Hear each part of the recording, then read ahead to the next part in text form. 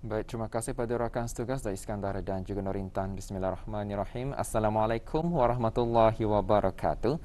Selamat pagi dan salam ceria kepada penonton yang masih lagi setia bersama kami menerusi rancangan Rampai Pagi, dan kali ini lintas langsung yang dibawakan dari daerah Tutong dan Auda. Seperti biasa juga saya akan berkongsi maklumat semasa yang ada dimuatkan pada hari ini, dan saya kongsikan terlebih dahulu yang mana pada hari ini 6 Januari 2022 ingin dimaklumkan di sini yang mana pembukaan semula tamu mingguan Kompleks Pasar Neka dan Tamu Tutong yang akan diadakan semula seperti biasa pada setiap hari Khamis dan juga hari Ahad bermula pada hari ini 6 Januari 2022, dan tamu mingguan tersebut akan beroperasi pada kadar kapasiti dan bilangan petak dan bangku berjaja seperti biasa. Dan ambil maklum kepada penjaja dan juga pelanggan yang berada di tamu serambangan harus mengambil maklum bahawa hendaklah mematuhi garis panduan fasa awal endemik bagi pasar dan gerai terbuka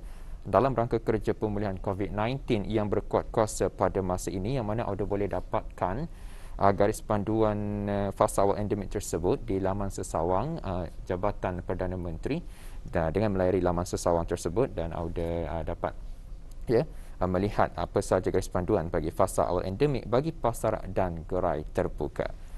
Baik, untuk seterusnya pula mari kita saksikan pula bahan rakaman yang kami sediakan untuk hari ini.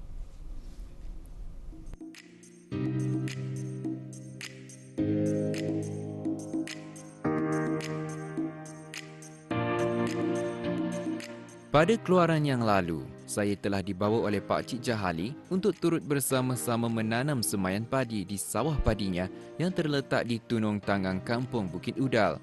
Setelah lebih kurang 4 bulan, semayan padi yang ditanam sudah pun mencapai umur kematangannya. Dan di kesempatan itu juga, saya bersama keluarga beliau mengatam atau menuai padi di sawah padinya yang berkeluasan kira-kira 4 ekar. Dan pada keluaran kali ini, saya juga berpeluang untuk turut mengikuti proses seterusnya. Bismillahirrahmanirrahim. Assalamualaikum warahmatullahi wabarakatuh. Selamat pagi Auda. Alhamdulillah. Kali ini saya akan mengikuti jugalah cara-cara mengirik padi dan mengisar padi nanti. Kalau sebelum ini saya juga telah mengikuti mengatam padi. Ini proses seterusnya iaitu mengirik padi. Bagaimana mengirik padi ini? Kalau dulunya kita ni lebih menggunakan konsep menginjak ataupun menggunakan kaki. Tapi ini lebih kepada menggunakan mesin kerana zaman pun sudah semakin moden. Jadi apa mengirik ini? Mengirik adalah kita ni memisahkan biji padi ini daripada tangkainya, dan kita ni akan melihat bagaimana ianya dilakukan, dan untuk itu anda teruskan kesetiaan anda bersama saya.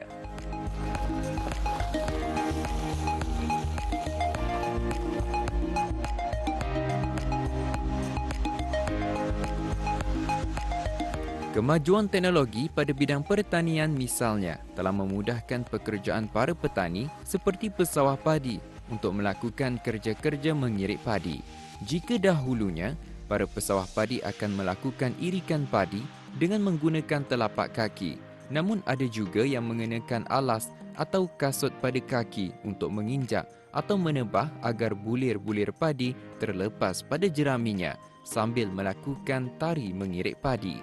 Sekarang, budaya ini jarang dipraktikkan kerana penggunaan power thresher atau mesin pengirik padi lebih banyak digunakan dan ia berfungsi dengan menggunakan sumber tenaga penggerak enjin.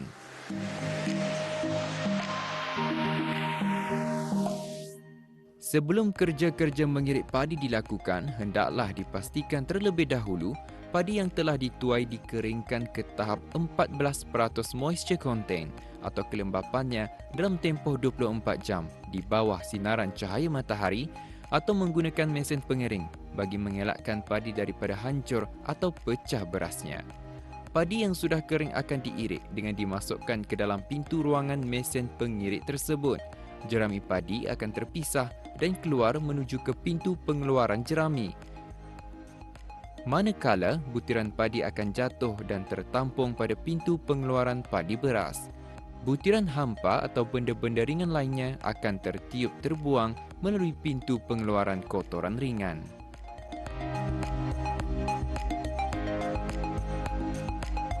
Setelah diirik, biji padi seterusnya akan dijemur lagi dan kemudian baharulah akan melalui proses pengisaran, iaitu memisahkan kulit luar biji padi, yakni sekam daripada butir beras.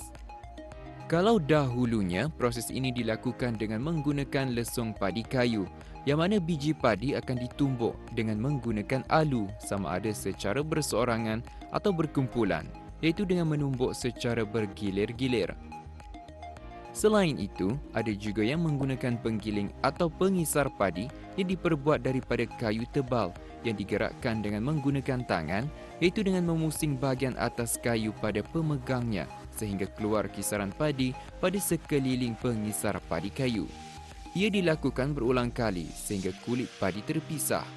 Proses ini mengambil masa yang panjang kerana perlu ditampi lagi untuk membuang sekam atau kotoran lain selain dibuang antahnya sebelum memperolehi beras. Namun kini, penggunaan mesin pengisar padi lebih mudah dan efisien kerana sekam padi yang dipisahkan daripada beras akan keluar melalui pintu pengeluaran yang berlainan.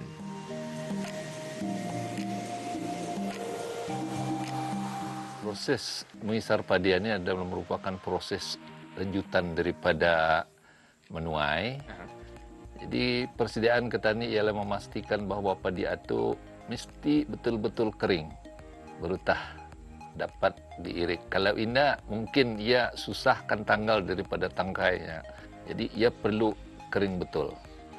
Setelah ia dipisahkan dari tangkai padi, maka padi yang telah dipisahkan tadi dijemur selama agak-agak 5 jam.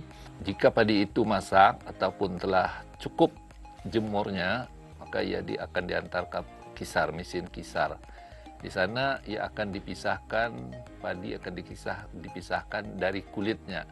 Jika padi itu kurang kering, maka padi itu nanti akan, berasnya akan hancur. Jadi ia memerlukan betul-betul kering, baru kita ni akan mendapatkan hasil yang lebih baik. Dan tadi dalam proses mengirik padi, ia ada mengeluarkan juga hampa. Hampa padi dan juga dia punya tangkai atau jeraminya. Tapi difahamkan juga ada kegunaannya ni kalau dahulunya macam mana? Padi ini sebenarnya ada buangan. Hampa padi boleh digunakan untuk kebun, dan tadi selepas mengisar, ada dipanggil kulit padi ataupun dipanggil sekam padi. Ini pun boleh kita gunakan sebagai media menanam. Kalau menanam ubi lebih bagus kalau menanam ubi. Tapi kalau untuk kegunaan lain, ia perlu dibakar dulu, dicampur dengan tanah untuk berkebun. Ada juga mendengar cerita bahawa jerami ini kena gunakan sebagai satu alas di mana boleh petani duduk, berlimpang dan sebagainya, dengan ditutuplah dengan kain.